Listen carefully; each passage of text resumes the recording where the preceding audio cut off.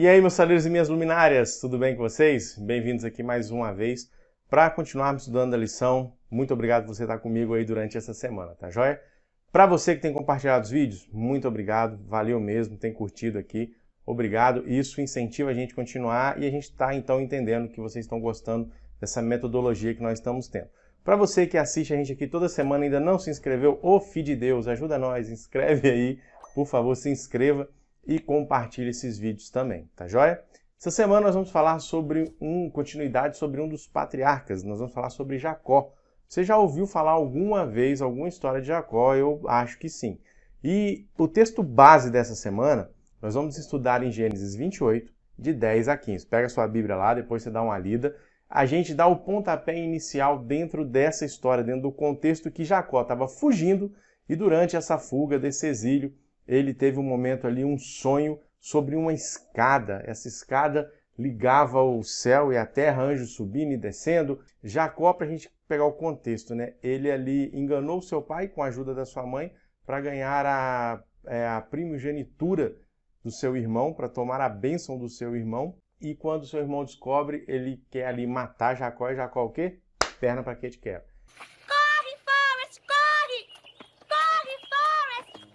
Bom, você tem alguns questionamentos, algumas preocupações?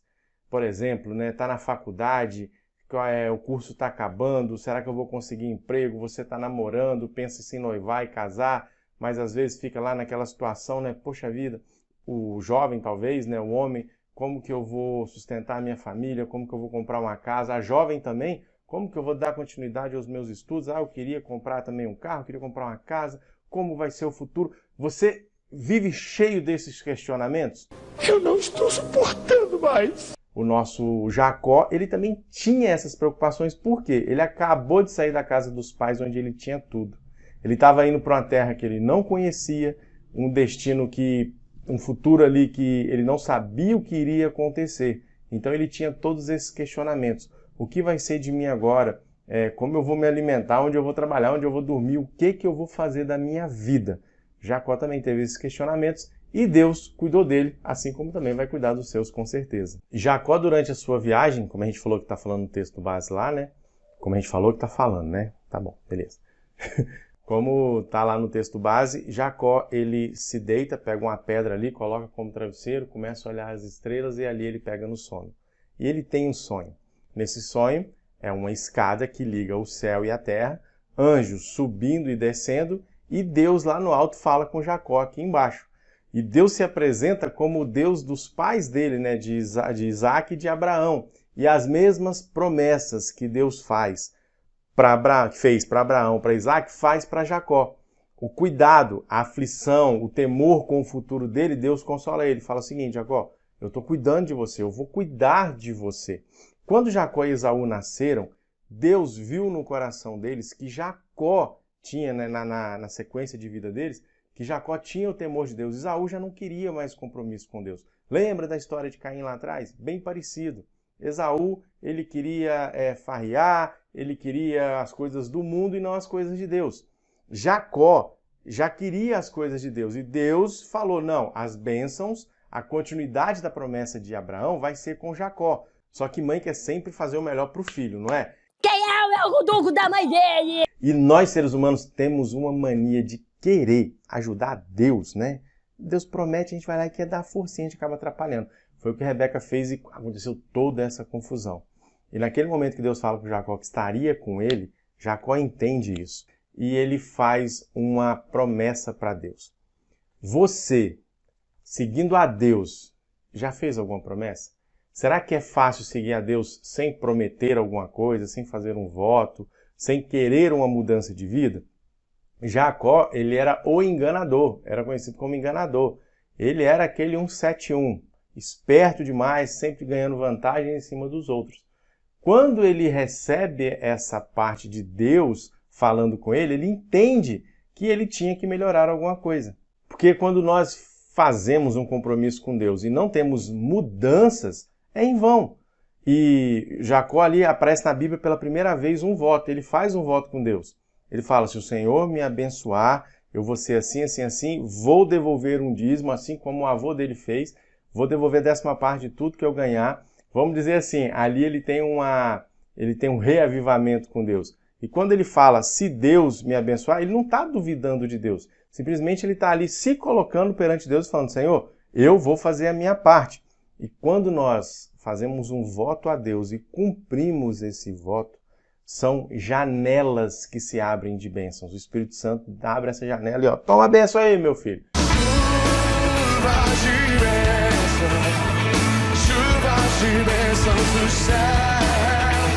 E assim foi com Jacó, como nós conhecemos a história, ele foi muito abençoado e ele foi fiel naquilo que ele prometeu a Deus. O momento hipertexto dessa semana traz pra gente uma coisa bem interessante da história, né? O momento da história de Jacó. Como a gente sabe, ele roubou ali a bênção, não era o momento que Deus queria, ele adiantou esse momento para tomar a primogenitura do irmão dele. Você já tentou adiantar alguma bênção de Deus?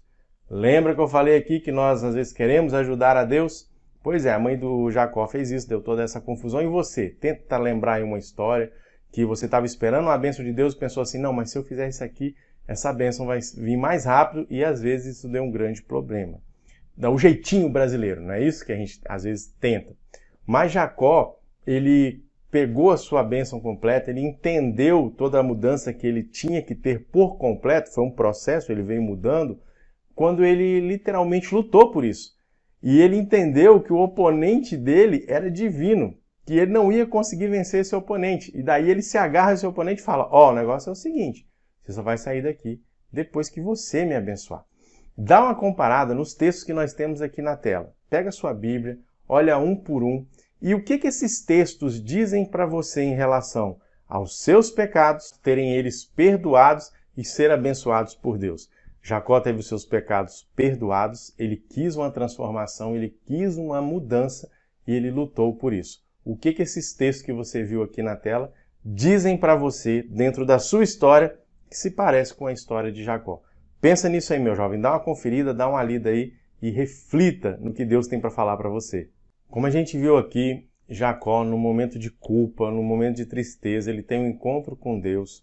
Ele realmente começa a conhecer Deus, a conhecer a Jesus Cristo, o seu Salvador.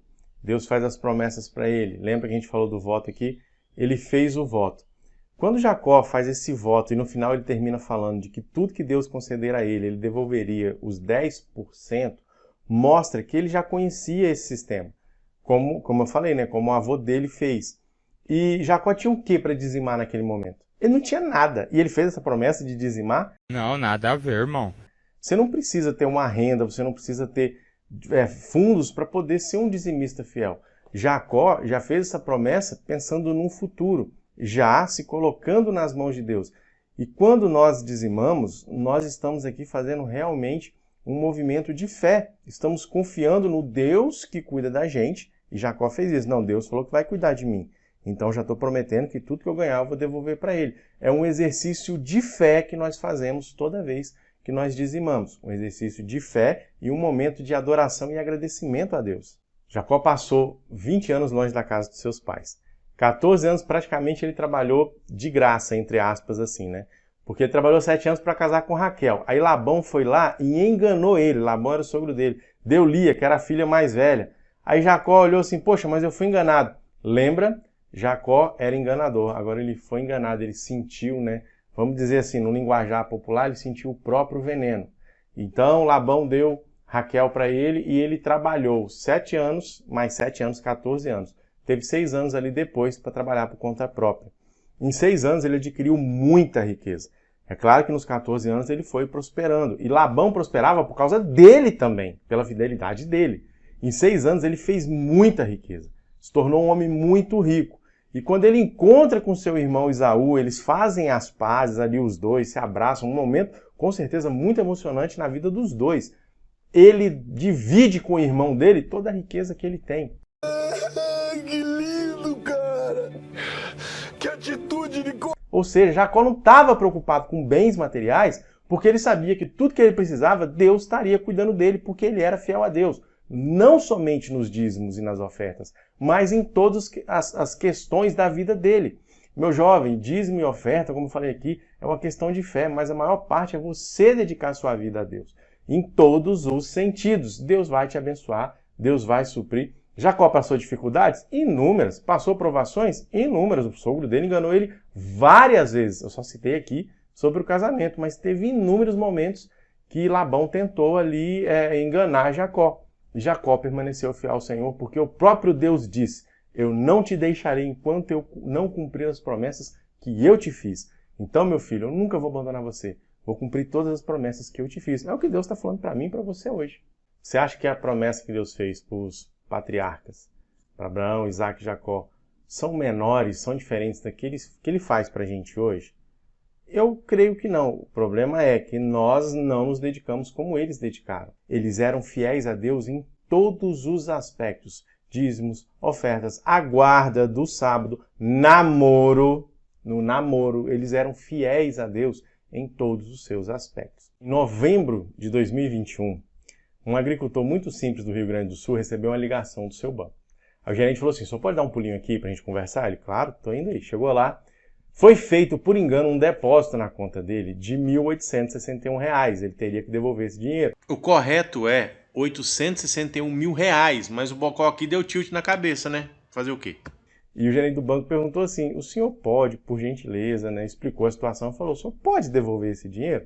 E ele falou o seguinte: não, mas eu não pensei em nem um minuto ficar com esse dinheiro, porque ele não é meu. E muita gente começou a mandar mensagem para ele falando o seguinte: olha, parabéns, você devolveu, olha que legal, que atitude. E ele ficou incomodado com isso, porque as pessoas estavam mandando mensagem para ele agradecendo. Ele falou: gente, eu não fiz nada demais, eu só fiz o que é correto, não é meu, eu devolvo. Eu costumo falar que o mundo está invertido, é o poste mijando no cachorro. Da seguinte situação: o que é para ser normal e honesto, quando uma pessoa faz, é extraordinário. O incomum ficou normal. Você está entendendo onde eu quero chegar? E qual é a lição que nós aprendemos com esse homem aqui? O dízimo e a oferta não é nosso. O dízimo e a oferta não é nosso. Quer dizer, o dízimo não é nosso. O dízimo é de Deus. A oferta é aquilo que o seu coração desejar. E eu volto a dizer aqui, Jacó, ele foi muito fiel nos dízimos para Jesus Cristo, para Deus, para a casa do Senhor. E não só no dízimo. Ele foi fiel em todos os aspectos da vida dele. Ele colocou Deus como prioridade na vida dele. Ele colocou Deus como sendo o centro da vida dele. É isso que eu e você temos que fazer, meu jovem. Mesmo que você esteja inseguro com o seu futuro, sem saber para onde ir, coloque nas mãos de Deus.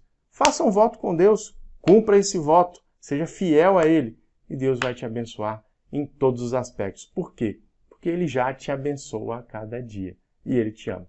Um abraço para você. Fique com o Papai do Céu. E até semana que vem. Tchau, tchau.